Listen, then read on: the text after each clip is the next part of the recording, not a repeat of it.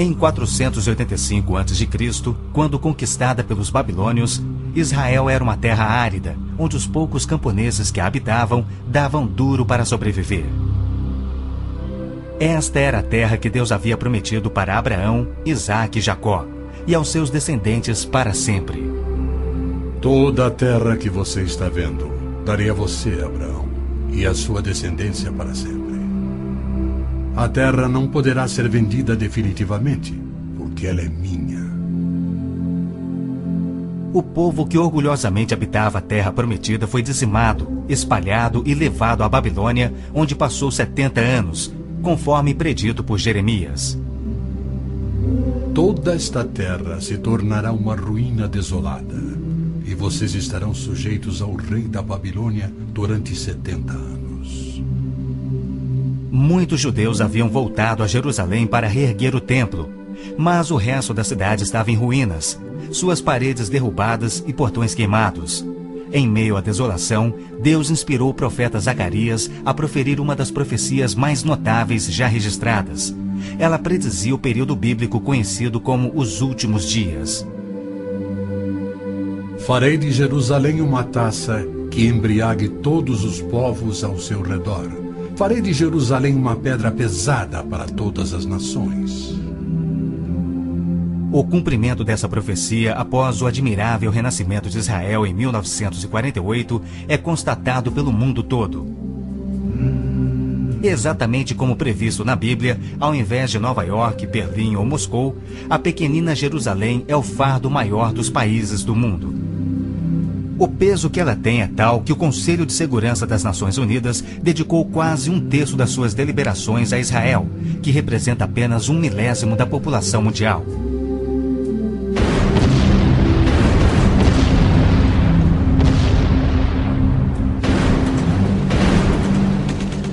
Jerusalém não seria o problema número 1 das Nações Unidas se a nação de Israel fosse facilmente intimidada, mas os seus militares são os melhores do mundo.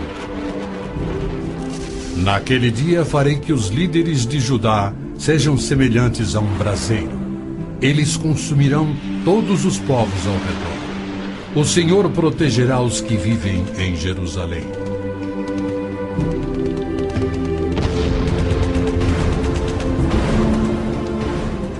E exatamente como previsto, Israel tem devorado quem o ataca, vencendo todas as guerras, apesar de enormes desvantagens.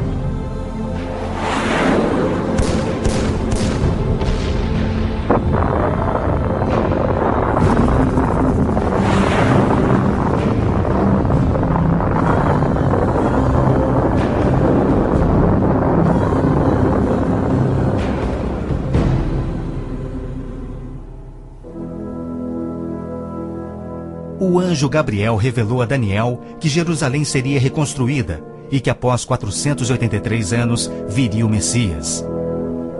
E que seu próprio povo, o povo de Israel, o rejeitaria e o crucificaria. Que a cidade e o templo ficariam outra vez em ruínas. E foi assim que aconteceu. Depois o ungido será morto e já não haverá lugar para ele. A cidade e o lugar santo, o templo, serão destruídos pelo povo do governante que virá.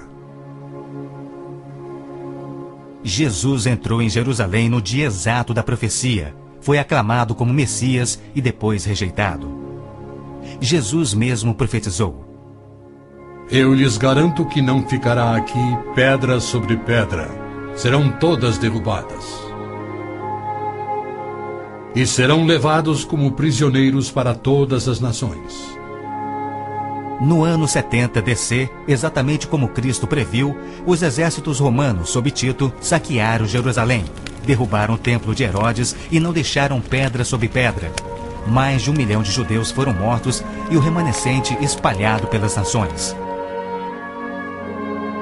Vocês serão desarraigados da terra em que estão entrando para dela tomar posse. Então o Senhor os espalhará pelas nações, de um lado ao outro da terra. Os profetas de Israel também previram o antissemitismo, que perseguiria os judeus por toda parte. Vocês serão motivo de horror e objeto de zombaria e de riso para todas as nações. Espalhados entre as nações, os judeus têm sido odiados, perseguidos e mortos como nenhum outro povo, enquanto a estéril terra de Israel permaneceu de luto. Após sua visita em 1867, o escritor Mark Twain escreveu: Belém, a terra em que os anjos cantaram não é habitada por criatura alguma. A Palestina se recobre de pano de saco e cinzas, desolada e sem beleza. Em outra de suas profecias admiráveis, Jesus declarou: Jerusalém será pisada pelos gentios, até que os tempos deles se cumpram. Jerusalém foi disputada por todos os grandes povos da história. Babilônios a dominaram, depois os medo-persas. Alexandre o Grande tomou a Palestina para os gregos em cerca de 300 a.C. Depois foram os egípcios, seguidos pelos assírios e então os romanos. Invasores islâmicos se apoderaram dela, mas foram depostos nas cruzadas. Mais tarde, os mamelucos islâmicos do Egito a tomaram. Depois, os turcos otomanos reinaram por 4 séculos. E ao longo destes séculos, os judeus ali viveram e sofreram. O pleno cumprimento das profecias bíblicas sobre Israel, Jerusalém e os judeus é a prova incontestável da existência de Deus e da veracidade bíblica. Muitos pensam que as cruzadas católicas libertaram a Terra Santa para os judeus, quando, na verdade, massacraram os judeus e tomaram a terra para a Igreja Católica. O Papa Urbano II, que organizou a primeira cruzada, desafiou seus seguidores a seguirem a estrada para o Santo Sepulcro, tomando a terra daquela raça malvada e sujeitando-a ao seu domínio. Hordas de voluntários, ostentando a bandeira da cruz, massacraram os judeus, a linhagem terrena de Cristo. Isso por todo o trajeto a Jerusalém. O líder da cruzada, Godofredo de Bouillon, jurou que se vingaria pelo sangue de Cristo, matando até o último dos judeus. Ao tomarem a cidade de Davi, seus homens perseguiram os judeus até a sinagoga e atearam fogo nela. Os papas subsequentes trataram os judeus como leprosos sem qualquer direito. Entre estes, Pio VII, Leão XII, Pio VIII e Gregório XVI. O abuso de Hitler contra os judeus alemães antes da Segunda Guerra descortinou um antissemitismo fervilhante que se estendeu por todo o mundo. Ao navio transatlântico St. Louis, abarrotado com 1.100 refugiados judeus, foi negado acesso a todos os portos nas Américas do Sul, Central e do Norte. 700 destes tinham vistos de imigração para os Estados Unidos, porém o presidente Roosevelt os enviou de volta para morrerem nos fornos de Hitler. Até mesmo a Suíça rejeitou os judeus, devolvendo-os aos seus assassinos, e serviu como banqueira de Hitler, guardando para os nazistas bilhões de dólares em ouro e dinheiro roubado das vítimas judias.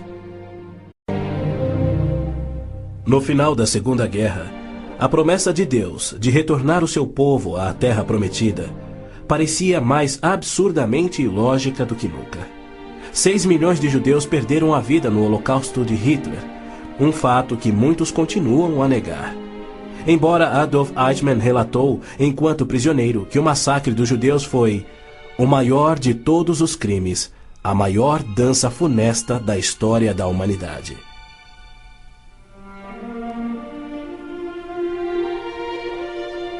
E o mais incrível é que, após a guerra, centenas dos esqueléticos sobreviventes, libertados dos campos de extermínio, foram mortos em toda a Europa.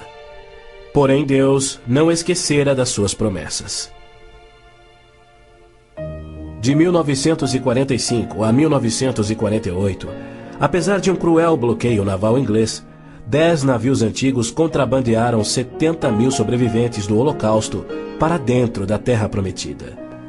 Nas palavras de um dos sobreviventes, os velhos navios e a frota britânica eram ameaças menores que a vida na Europa. Pela primeira vez em anos tínhamos um propósito: a criação de um Estado judeu.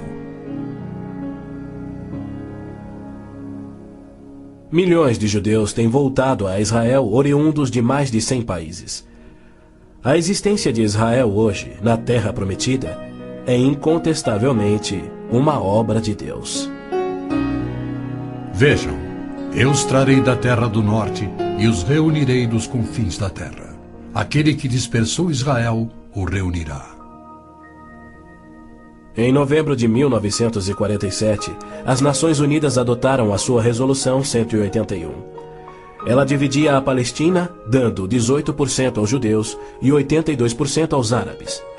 E tornou Jerusalém uma cidade internacional que, conforme o Vaticano também insistiu, nunca poderia ter domínio judeu. O mundo árabe rejeitou esta resolução e exigiu toda a Palestina. Até hoje, nenhum mapa árabe admite a existência de Israel.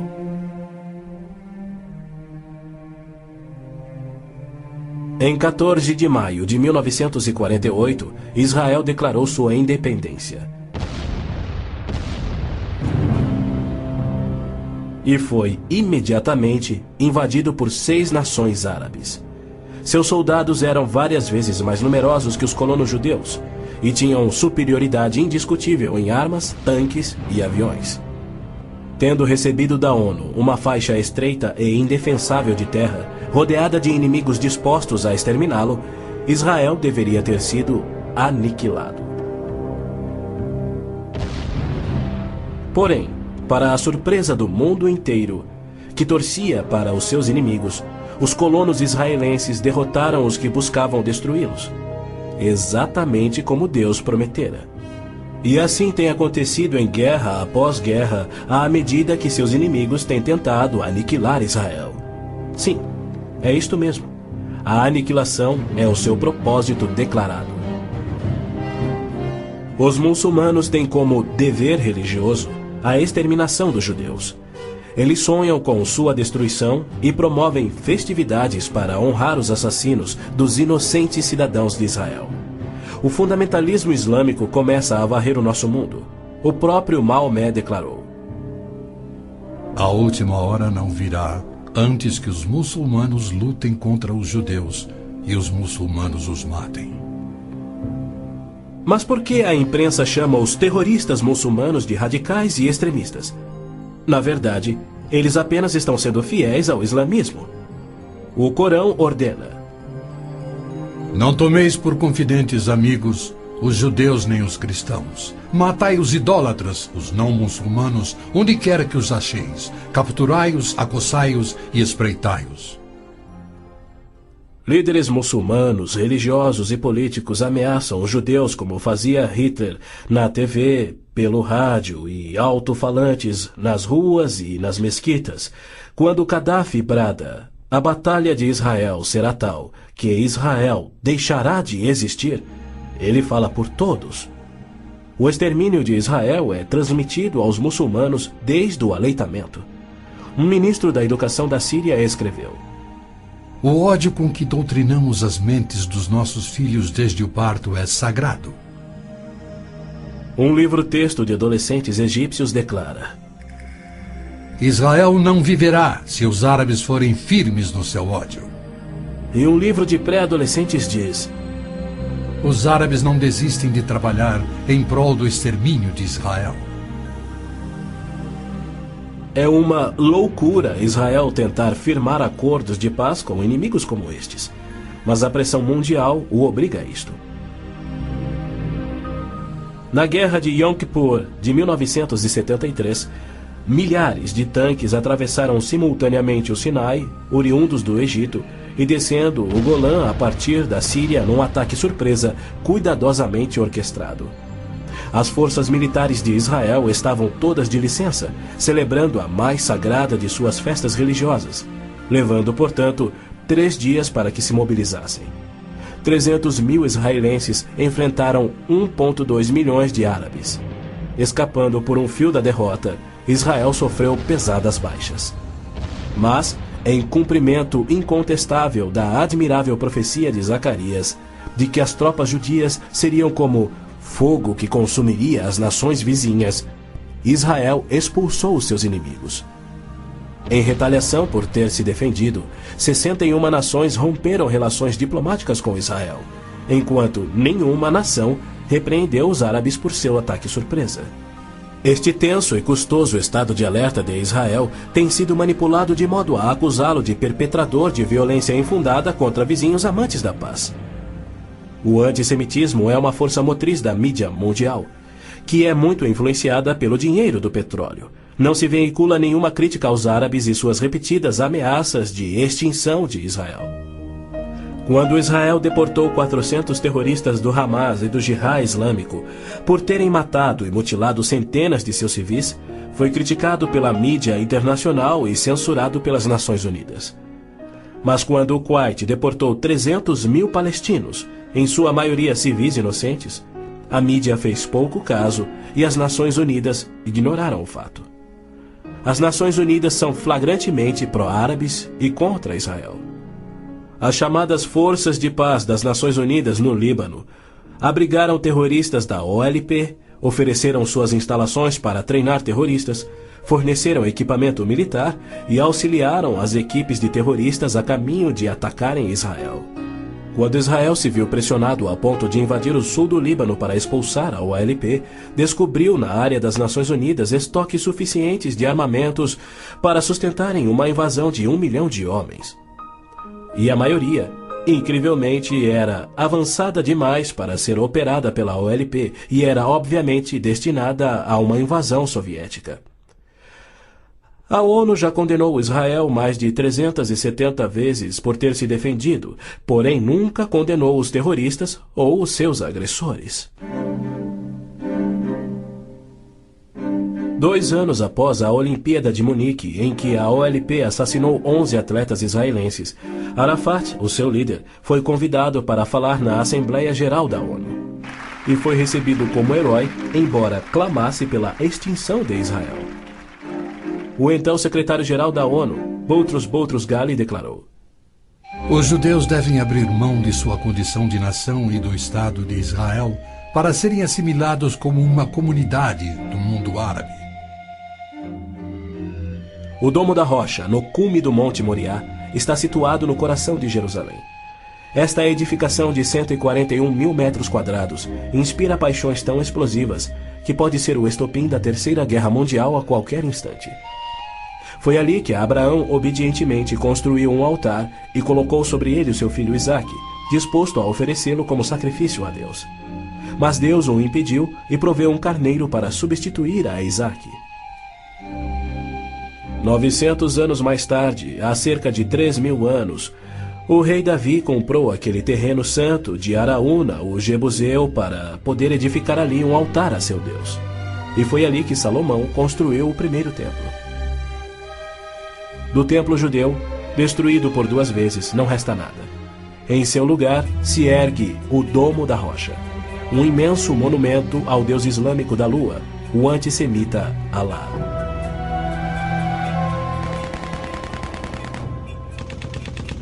Em 1967, quando Israel capturou o leste de Jerusalém e junto com ele o Monte do Templo, isto parecia contradizer a profecia de Cristo de que Jerusalém seria pisoteada pelos gentios até a sua vinda. Mas, incrivelmente, Israel imediatamente devolveu o Monte do Templo aos cuidados do rei Hussein da Jordânia. Este, por sua vez, o confiou a Yasser Arafat e a sua OLP em 1994. Assim, o coração de Jerusalém está nas mãos de gentios e as nações dos gentios de todo o mundo exigem o controle. Uma das principais tensões no Oriente Médio, hoje em dia, é a questão do chamado povo palestino. A Organização de Libertação da Palestina, a OLP, liderada por Yasser Arafat desde 1969, alega representar os palestinos. A OLP declara: Nosso conflito com o inimigo sionista não surge em função da demarcação de suas fronteiras, mas sim da própria existência de Israel. A OLP, como todos devem saber, é uma organização islâmica de terrorismo. Ela treinou as gangues de assassinos de Idi Amin, que mataram 300 mil cristãos negros em Uganda. Na verdade, a maioria das organizações terroristas em todo o mundo foram treinadas pela OLP. Arafat cometeu seu primeiro assassinato aos 20 anos. Sob sua liderança, a OLP se tornou a maior, a mais rica, a mais violenta e a mais sangrenta das organizações terroristas já conhecidas. Em 1970, a OLP tinha 55 bases na Jordânia, e seu terrorismo contínuo contra os civis jordanianos era tão maligno que o rei Hussein a atacou com suas tropas de beduínos, e após semanas de sangrentas batalhas, expulsou a OLP para o Líbano. Ali, a OLP aniquilou as cidades cristãs de Damour, Beit Malá, Tal Abbas e outras. A mídia fez vistas grossas ao seu reinado de terror no Líbano. A imprensa internacional foi ameaçada e se manteve em silêncio. Os que ousaram divulgar a verdade tiveram mortes brutais. Larry Buckman e Sean Turan, da TV ABC, Mark Trion, da rádio belga Livre, Robert Pfeffer, da revista Der Spiegel, e outros. Cerca de 300 mil civis libaneses foram mortos e mais de 100 mil das jovens sobreviventes foram engravidadas por estupros da OLP antes que Israel a expulsasse. Porém, novamente, Israel foi censurado.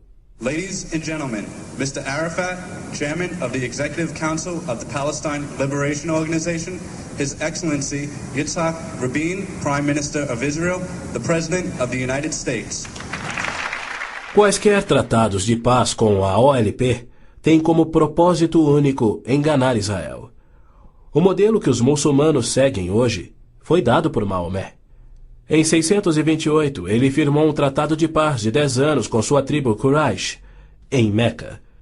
2 anos mais tarde, ele atacou Meca, matando os homens e escravizando as mulheres e crianças.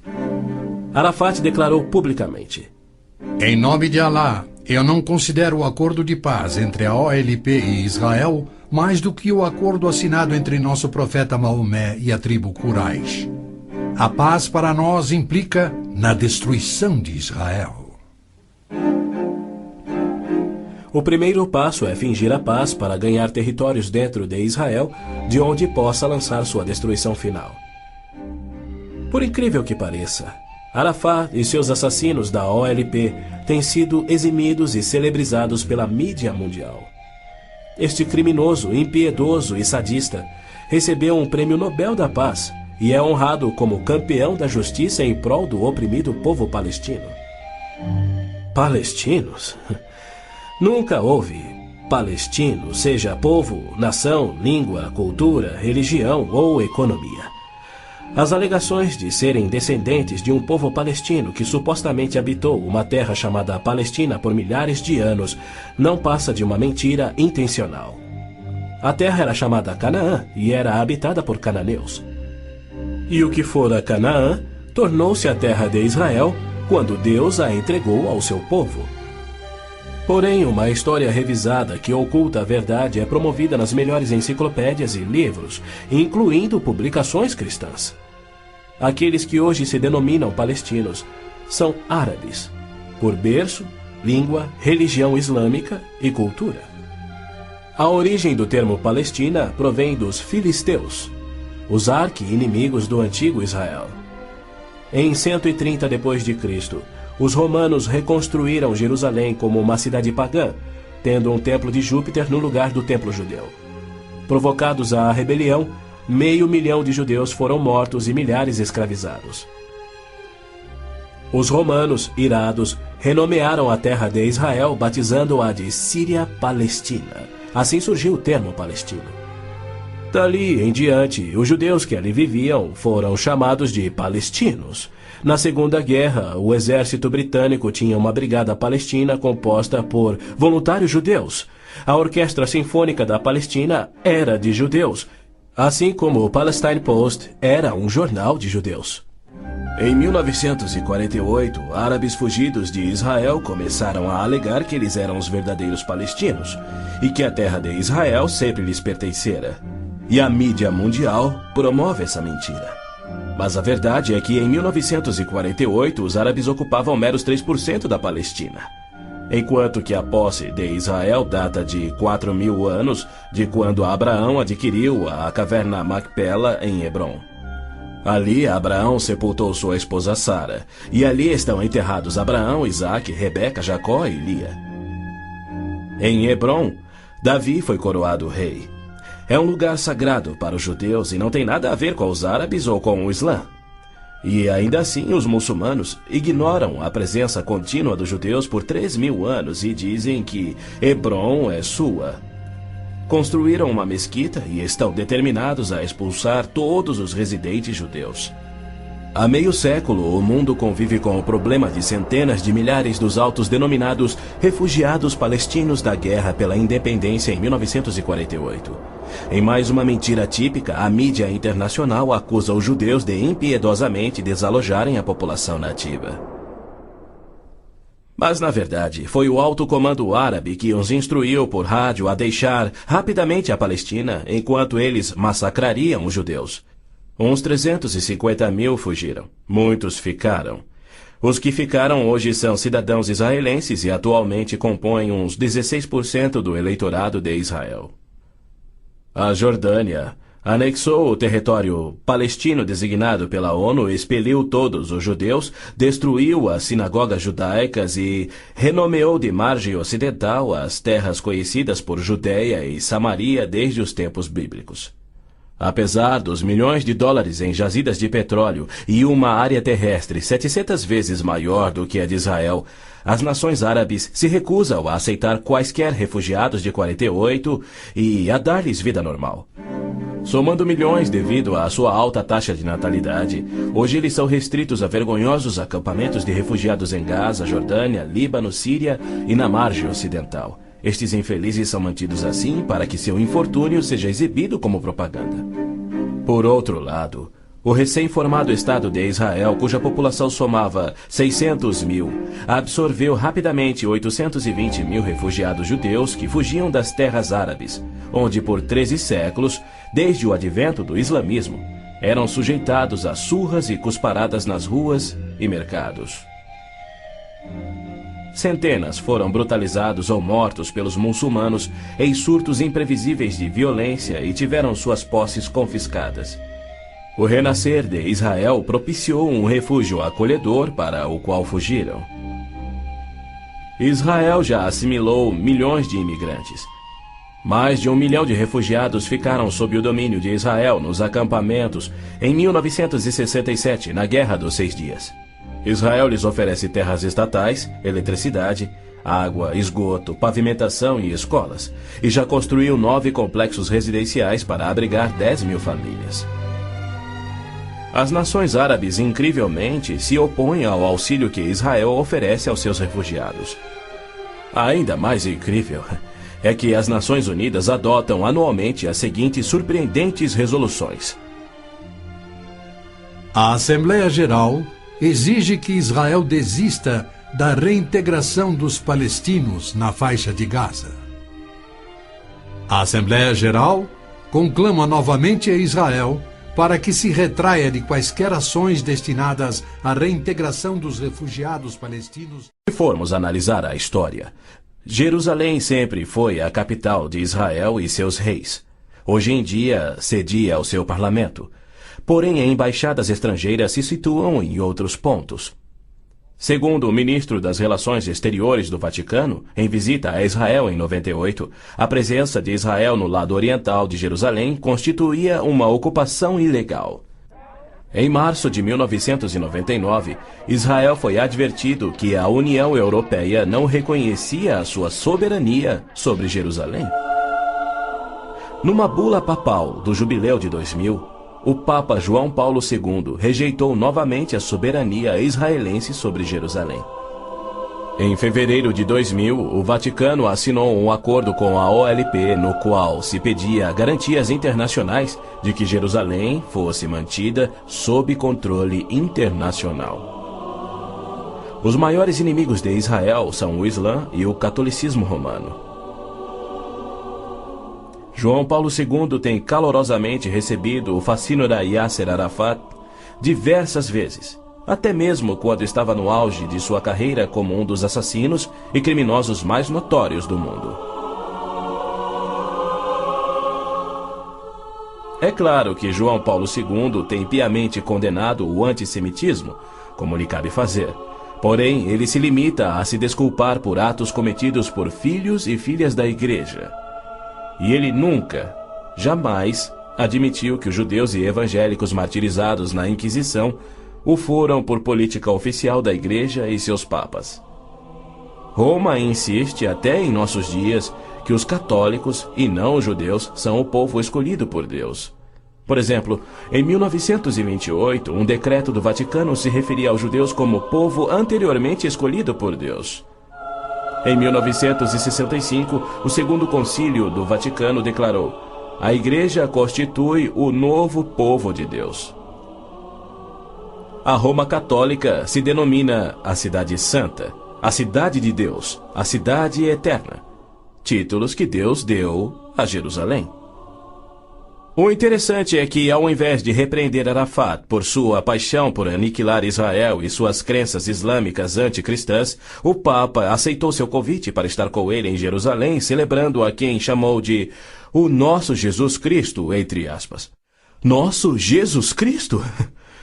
Segundo Arafat, Jesus foi um palestino que lutava contra Israel por sua liberdade, e o Papa apenas sorriu e o abençoou.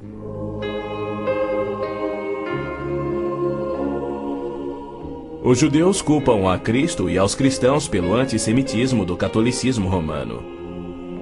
Mas o catolicismo, com seu falso evangelho de obras, sacramentos, purgatório e indulgências, não representa o cristianismo bíblico.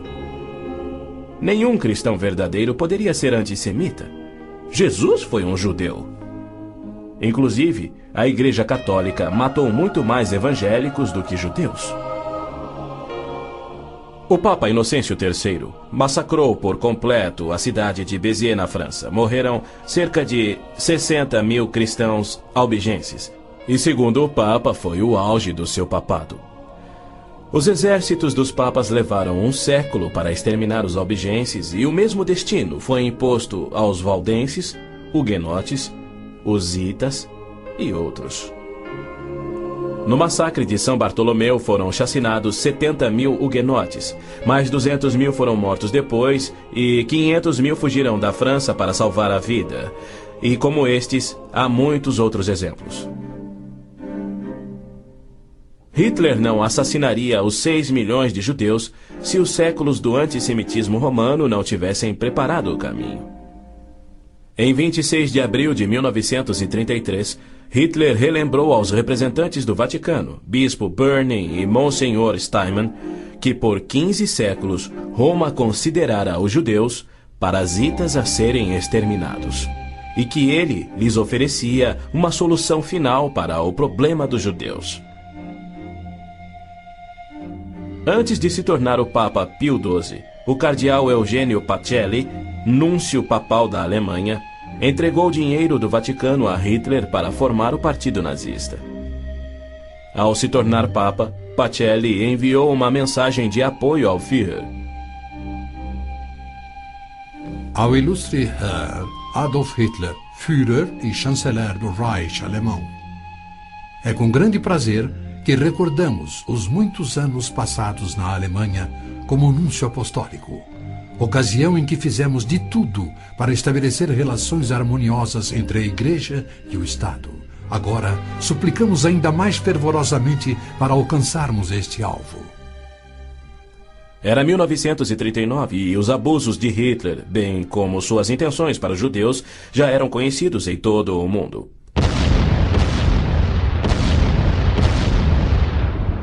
Foi em janeiro daquele ano que Hitler declarou que a guerra resultaria na, abre aspas, exterminação da raça judaica, fecha aspas. Die Völker noch einmal in einen Weltkrieg zu stürzen, dann wird das Ergebnis nicht der Sieg des Judentums sein, sondern die Vernichtung der jüdischen Rasse in Europa. Após 4 anos, em 22 de junho de 1943, enquanto pairava a fumaça de judeus incinerados nos céus da Europa, O Papa Pio XII, em contraposição à promessa de Deus, escreveu ao presidente Roosevelt tentando dissuadi-lo de tornar a Palestina em terra judia. Não existe precedente histórico para justificar o regresso de um povo a uma terra deixada 19 séculos antes. Se os hebreus desejam um lar, não seria muito difícil encontrar um território que lhes sirva melhor que a Palestina. Com o aumento da população judaica naquela região, graves novos problemas surgiriam. Sem precedente histórico, Deus o havia prometido. Pio XII nunca condenou o Holocausto em público. Tampouco buscou dissuadir Hitler do seu intento de aniquilar os judeus. Porém, ele se manifestou, de forma bem enfática, contra o regresso dos judeus à terra de Israel, que Deus lhes dera como herança eterna. Do mesmo modo, Pio X declarou em 1904: Não podemos reconhecer os judeus como povo. Em 1919, o cardeal Pietro Gasparri, secretário de Estado do Vaticano, escreveu: O perigo que mais nos amedronta é o da criação de um Estado judaico na Palestina. E quanto ao Islã, esta religião de violência tem sempre forçado conversões pela espada. Após a morte de Maomé, a maioria dos árabes abandonou o Islã, dando origem às famosas Guerras da Apostasia. Abu Bakr, o primeiro califa a suceder Maomé, matou dezenas de milhares de ex-muçulmanos buscando reimplantar o Islã. Até o início do século VIII, os ferozes guerreiros do Islã haviam tomado a maioria do Oriente Médio, muito da África e haviam quase conquistado a Europa. A violenta natureza do Islã é vista ainda hoje em multidões bradando "Allah é grande" e infligindo terror e morte sobre os não-muçulmanos. O Islã está por trás da maior parte do terrorismo no mundo. Hoje em dia, multidões muçulmanas periodicamente massacram milhares de cristãos, queimando e saqueando as suas terras.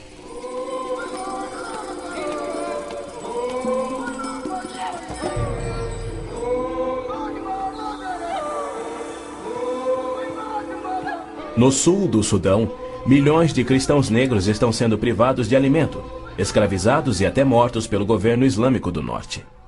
É verdade que os judeus foram mortos durante as cruzadas, mas isso foi contra o ensinamento de Cristo e seu divino exemplo.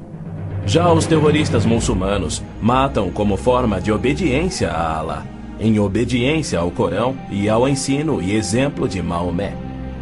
Qualquer estudioso muçulmano concordará ser o dever sagrado de todo muçulmano em todas as eras praticar guerra santa o quanto for possível para forçar o mundo inteiro à submissão ao Islã. O Corão mantém mais de 100 versículos sobre lutar e matar neste propósito. Porém, a mídia internacional insiste em descrever o Islã como religião pacífica.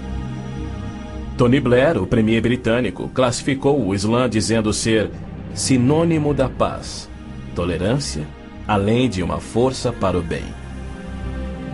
Muitos políticos de destaque no Ocidente têm elogiado o Islã e seus caminhos pacíficos, e líderes religiosos também.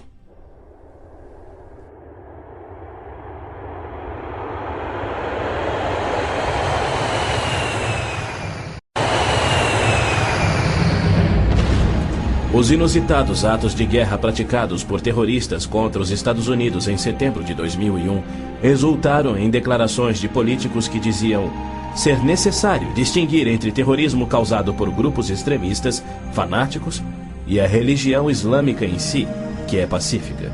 O escritor Tom Clancy disse que o Islã, como religião, não promove a violência. Uma declaração incrível frente aos ensinos contidos no Corão, os de Maomé, e a violência contínua que historicamente caracteriza o avanço do Islã. Esta é a visão romântica do Islã que encoraja o terrorismo. Para esses criminosos, Arafat é a prova viva das recompensas conferidas aos que aspiram ao terrorismo. Ele é o mais vil e bem-sucedido terrorista da história. A OLP detinha o recorde do maior sequestro aéreo, 4 aeronaves numa única operação, apenas igualado em 2001. o maior número de reféns, 300 pessoas na mesma operação e outros recordes que se mantêm até hoje. O número de pessoas baleadas num aeroporto, o maior resgate pago, $5 milhões pagos pela Lufthansa. A maior diversidade de alvos, 40 aeronaves de passageiros civis, 5 navios de passageiros, 30 embaixadas ou missões diplomáticas, além de incontáveis fábricas, depósitos de combustível, etc, etc, etc. Ao invés de ser julgado como réu em corte internacional, assim como os nazistas e líderes sérvios, os sangrentos atos de Arafat atraíram a ONU, a União Europeia e incontáveis líderes políticos e religiosos para o seu lado contra Israel e lhe outorgaram o Prêmio Nobel da Paz. O que confere a pilotos habilidosos a coragem e o ímpeto de se apoderarem de jatos comerciais e arremetê-los contra edifícios civis ou militares. Ou outros que se suicidam explodindo ônibus em Tel Aviv. Somente uma coisa: a garantia islâmica do paraíso para os que morrem na jihad. Aos mártires, o Islã promete um palácio de marfim contendo 70 mansões, cada mansão contendo 70 casas e em cada casa uma cama com 70 lençóis. E em cada lençol uma linda virgem que recupera sua virgindade a cada vez que o mártir a possui. Lhe é prometido que o seu apetite para o sexo e alimento será igual ao de 100 homens. Os meninos muçulmanos ouvem essa promessa desde a infância. Ela lhes confere a coragem inconsequente que os faz treinar e executar ações terroristas suicidas para infligir morte e destruição sobre os chamados inimigos de Alá. Quando este mundo reconhecerá que o Islã é que é o culpado? E quando os muçulmanos que desprezam o terrorismo perceberão estarem seguindo uma religião terrorista, conforme a história comprova? Os muçulmanos têm continuamente se torturado, se combatido e se matado. Nos 8 anos de guerra entre o Irã e o Iraque, foram usados milhares de toneladas de gás venenoso e as mortes somaram mais do que as da Primeira Guerra Mundial. Nos territórios da OLP tomados de Israel, não há liberdade de consciência, de expressão, de religião ou de imprensa e nem voto democrático. E isto caracteriza todos os países islâmicos. Na Arábia Saudita, no berço do islamismo, não se admitem judeus. Cidadania é privilégio muçulmano. É vedada a construção de templos que não sejam islâmicos e, segundo a lei universal do islamismo, a pena de morte é oficial e é destinada ao muçulmano que se converte a qualquer outra religião. Não se pode carregar uma Bíblia nas ruas da Arábia Saudita ou realizar estudo bíblico em seu próprio lar. Mas o Islã é a religião que mais cresce no Ocidente. Na Inglaterra, congrega-se mais em mesquitas do que em templos cristãos. Da mesma forma, muitas mesquitas nos Estados Unidos têm contato com bases secretas de treinamento terrorista para que a Jihad faça da América um país islâmico. O Islã rejeita o Deus da Bíblia e nega a divindade de Cristo ou que ele morreu por nossos pecados, alegando que um discípulo sósia tomou o lugar de Cristo na cruz e que Cristo foi levado vivo ao céu e que deverá voltar a esta terra para morrer um dia. O cristianismo deve ser subjugado pela força. O Corão diz: matai os idólatras, os não muçulmanos. Onde quer que os acheis, espreitai-os. Combatei aqueles que não creem em Alá. Observem bem, assim é o Islã.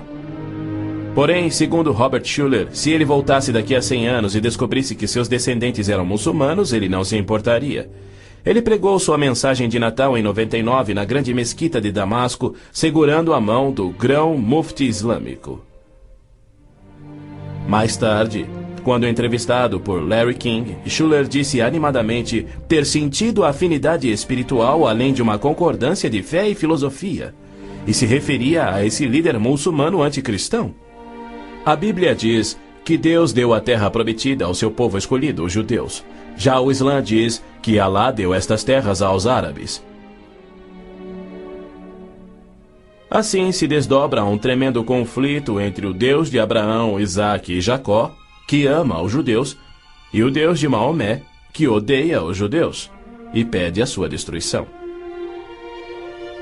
O conflito real não é entre judeus e árabes, mas entre o Deus da Bíblia cujo nome é Javé, e o Deus do Corão, chamado Alá. 12 vezes no texto bíblico Deus refere-se a si mesmo como o Deus de Abraão, o Deus de Isaque e o Deus de Jacó. Então, Javé declarou a Moisés: diga aos israelitas, o Senhor, o Deus dos seus antepassados, o Deus de Abraão, o Deus de Isaque, o Deus de Jacó enviou-me a vocês. Esse é o meu nome para sempre, nome pelo qual serei lembrado de geração em geração. É Satanás que tem inspirado 3.000 anos de antissemitismo. Se os judeus fossem destruídos, o Messias não poderia nascer.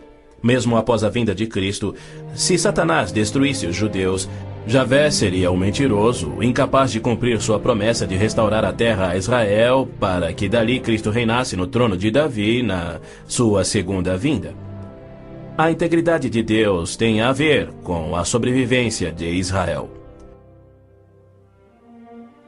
Embora não conste uma única vez no Corão, há mais de 800 menções de Jerusalém na Bíblia. Dela é dito repetidas vezes ser o local em que Javé, o Deus da Bíblia, estabeleceu o seu nome para sempre. Yasser Arafat alega que Jerusalém tem sido uma cidade árabe há milhares de anos, quando na realidade ela nunca o foi. Em julho de 1889, constou no jornal Pittsburgh Dispatch que, dos 40.000 habitantes de Jerusalém, 30.000 eram judeus e a maioria do restante era cristã. Quando Israel declarou sua independência em 1948, havia 100.000 judeus vivendo na Jerusalém antiga. Ela foi fundada há 3.000 anos por Davi, o grande rei de Israel, e se manteve uma cidade judia desde então. Não é à toa que mais de 40 vezes a Bíblia se refere a Jerusalém como sendo a cidade de Davi. Ali Deus estabeleceu o trono de Davi para sempre.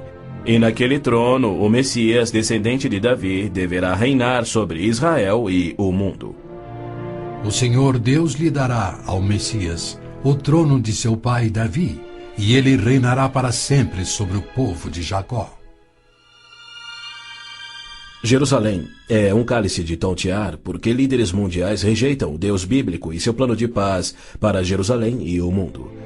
A insistência do Vaticano e da ONU de que Jerusalém deve ser uma cidade internacional e dos muçulmanos que dizem que ela lhes pertence constituem desafios ao Deus de Abraão, Isaque e Jacó, assim como a paixão muçulmana pela destruição de Israel. As nações muçulmanas estão se armando com mísseis capazes de portar ogivas químicas e biológicas, além de nucleares. Certamente não são armas de defesa. Todo mundo sabe que tem um propósito único: chover morte e destruição sobre Israel. A Síria já fabricou milhares de ogivas químicas, tem vastos estoques de armas biológicas e triplicou seu poderio militar e aéreo desde a Guerra de Yom Kippur em 1973. Israel também tem armas nucleares, atualmente posicionadas em modernos submarinos, e certamente não seria vencido sem utilizá-los. Era a isto que Cristo se referia quando, numa surpreendente profecia que antevia os armamentos modernos, ele alertou sobre uma destruição tão incrível que, se ele não intervisse para interrompê-la, não restaria vida na Terra.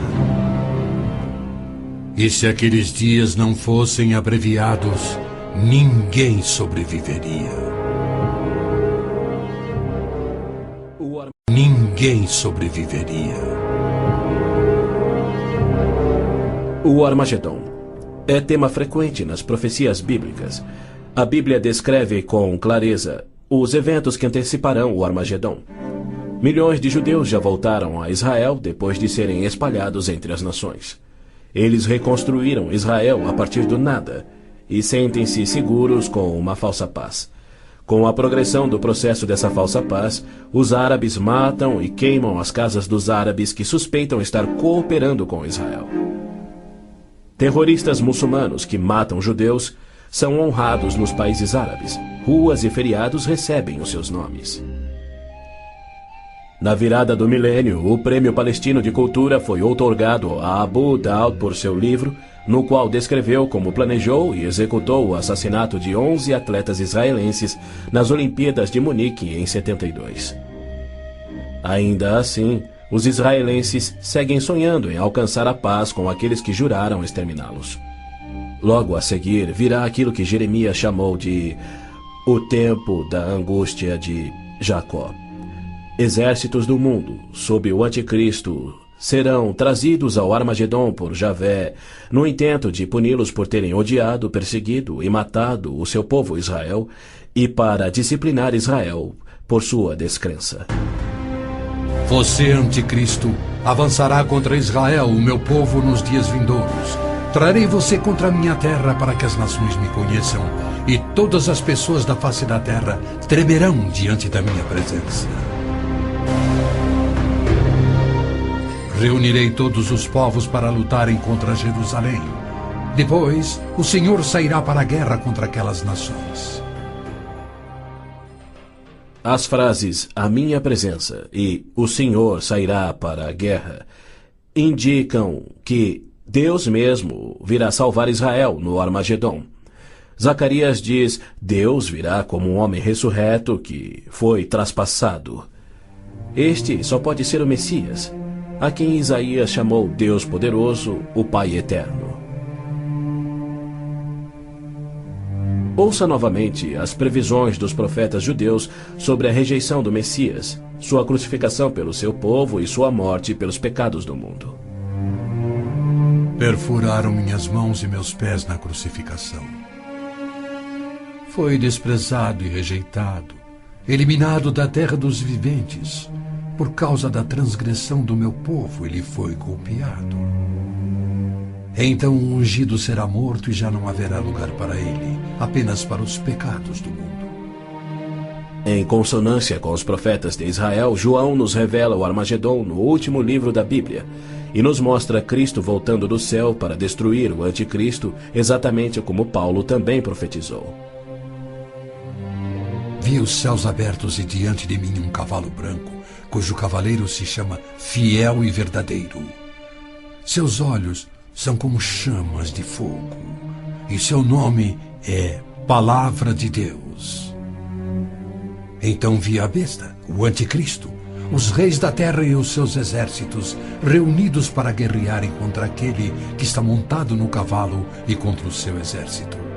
Mas a besta foi presa, e com ela o falso profeta. Os dois foram lançados vivos no lago de fogo.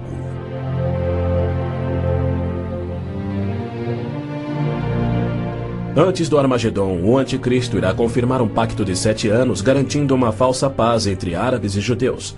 Prometerá segurança a Israel, permitirá que Israel reconstrua o templo e reinicie os sacrifícios de animais, após um intervalo de mais de 1.900 anos. O anticristo quebrará seu pacto, cessará os sacrifícios, colocará sua imagem no templo, declarando ser Deus e exigindo ser adorado. Os que se recusarem morrerão. Com muitos ele fará uma aliança que durará uma semana. No meio da semana ele dará fim ao sacrifício e à oferta. Então será revelado o homem do pecado, chegando até a assentar-se no santuário de Deus, proclamando que ele mesmo é Deus. Foi-lhe dado poder para fazer que fossem mortos todos os que se recusassem a adorar a imagem. A que semana Gabriel se referia? Quando isso acontecerá? Ele disse a Daniel que após 70 semanas ou 490 anos, toda a profecia se cumpriria, Israel seria restaurado e jamais voltaria a desonrar a Deus. No final das primeiras 69 semanas de anos, ou seja, 483 anos, o Messias viria e seria morto. O tempo seria contado a partir da data em que o rei da Babilônia concedeu a autorização para a reconstrução de Jerusalém. A partir da promulgação do decreto que manda restaurar e reconstruir Jerusalém, até que o ungido, o líder, venha, haverá 7 semanas e 62 semanas. Neemias diz ter recebido autorização para a reconstrução de Jerusalém no mês de Nissan do 20º ano do rei Artaxerxes, ou seja, em 445 a.C. No domingo, 6 de abril de 32 DC, dia em que se completavam exatos 483 anos, hoje o chamado Domingo de Ramos, Jesus entrou em Jerusalém. Não num cavalo branco, conduzindo uma insurreição contra Roma, como os autoproclamados messias tentaram e os judeus queriam, mas num jumento, humildemente trazendo a salvação dos pecados, conforme Zacarias havia predito. Alegre-se muito, cidade de Sião. Exulte, Jerusalém. Eis que o seu rei vem a você, justo e vitorioso, humilde e montado num jumento, um jumentinho, cria de jumenta. Foi no dia 10 de Nissan, que era o dia em que os cordeiros pascais eram tirados do rebanho, que Jesus entrou em Jerusalém e apresentou ele mesmo ao seu povo. 4 dias mais tarde, quando Israel sacrificava os cordeiros, ele, o Cordeiro de Deus, cravado numa cruz, se entregou pelos pecados do mundo, cumprindo a profecia de Moisés. No 14º dia do mês, quando toda a comunidade de Israel irá sacrificar o cordeiro ao pôr do sol. É fato histórico indiscutível que Jesus entrou em Jerusalém num jumento no dia profetizado, foi aclamado como Messias, foi rejeitado por Israel e crucificado conforme os profetas haviam predito. Como resultado, foram postergados os planos que Deus tinha para Israel na 70ª semana de Daniel. Hoje vivemos na época que Cristo chamou de Tempos dos Gentios, pois Jerusalém é uma cidade internacional dominada por não-judeus. E Cristo tem construído a sua igreja, composta tanto por judeus quanto gentios que creem em seu nome. Somente quando esta igreja for arrebatada para os céus, conforme prometido por Cristo, é que terá início a 70ª semana de Daniel. Israel tem profundos problemas espirituais e morais, há hostilidade entre judeus religiosos e seculares e uma desilusão crescente com o judaísmo, especialmente entre a juventude. Israel sofre com drogas, pornografia, prostituição, juventude rebelde, estupros, roubos e assassinatos. Israel precisa se voltar em arrependimento para o Deus de Abraão, Isaque e Jacó. Mas os rabinos nada têm para oferecer aos pecadores arrependidos. Exatamente como Oséias profetizou, eles não fazem sacrifícios pelo pecado há 1900 anos, pois não têm um templo. Pois os israelitas viverão muitos dias sem rei e sem líder, sem sacrifício. Foi Deus quem profetizou essa condição. Por que ele permitiria que seu povo escolhido ficasse sem sacerdócio e sem templo no qual oferecer os sacrifícios pelos pecados que ele havia ordenado? Isso só faz sentido se o sacrifício de Cristo na cruz cumpriu todos os sacrifícios do Velho Testamento que já não são mais necessários. Caso contrário, Deus abandonou o seu próprio povo e todo o mundo sem recurso para o pecado. E isso ele nunca faria. As escrituras hebraicas contêm mais de 300 profecias, indicando quando e onde o Messias nasceria e como reconhecê-lo quando ele viesse. Cada uma destas foi especificamente cumprida ao pé da letra na vida, morte e ressurreição de Jesus de Nazaré. Se ele não for o Messias, então não existe o Messias. Pois foi Cristo que no dia exato, revelado pelo anjo Gabriel a Daniel, entrou em Jerusalém num jumento, foi aclamado Messias, depois rejeitado e crucificado conforme profetizado. Segundo as escrituras do próprio povo de Israel, aqueles que esperam a primeira vinda do Messias já estão atrasados em 1900 anos. A única esperança de Israel está na sua segunda vinda, e podemos ter certeza de que, havendo gerado a nação de Israel, Deus irá cumprir o seu propósito. Havendo gerado a nação de Israel, Deus irá cumprir o seu propósito. Pois ele declara: Pode uma nação nascer? Acaso faço chegar a hora do parto e não faço nascer, diz o Senhor? Acaso fecho o ventre? Tragicamente, muitos judeus só crerão no seu Messias no Armagedon. Quando Javé aparecer em pessoa para salvar Israel da destruição pelos exércitos, eles reconhecerão finalmente ser o Messias, aquele que foi traspassado e morto pelos seus pecados e que ressuscitou como o próprio Messias predito pelos seus profetas, a quem rejeitaram. Então todos os judeus ainda vivos irão crer. Mas para todos aqueles, judeus e gentios, que morrerem sem crer nele, tragicamente não restará esperança. Nothing can be done.